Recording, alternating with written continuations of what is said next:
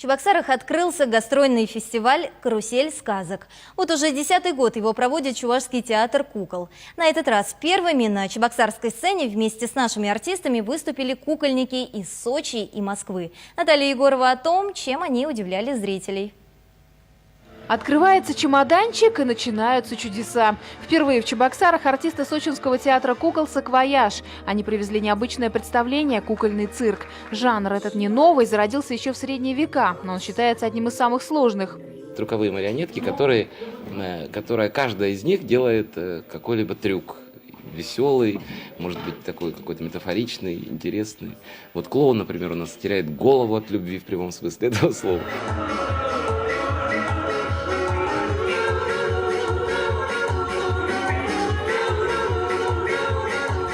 13 цирковых артистов помещаются в саквояже сочинцев. Балерина, дрессировщик, факир, эквилибрист. Все они, кажется, живут самостоятельной жизнью, танцуют, показывают трюки, фокусы. У каждого персонажа свой характер. Вернуть взрослого зрителя в кукольный театр мечтают создатели Московского театра «Отражение». Ведь изначально уличные представления с Петрушкой не предназначались для детской аудитории. Спектакли москвичей всегда нечто более глубокое, чем просто шоу. Присмотреться, задуматься, вспомнить о чем-то важном. Артисты показали зрителям фрагменты спектакля о Венеции. 5 номеров, и мы постарались подобрать их так, чтобы каждый номер был разный по анатомии кукол. Есть кукла экспериментальная, мы даже не знаем, как назвать ее.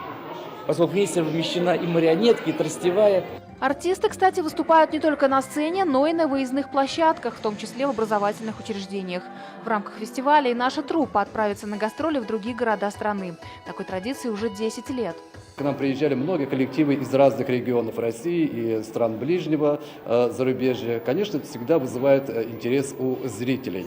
В апреле гастрольный фестиваль продолжат постоянные участники – театры из Набережных Челнов, Йошкар-Олы и новички из Нарьян-Мара. Наталья Егорова, Оксана Баскакова, Виктор Степанов. Вести Чувашия.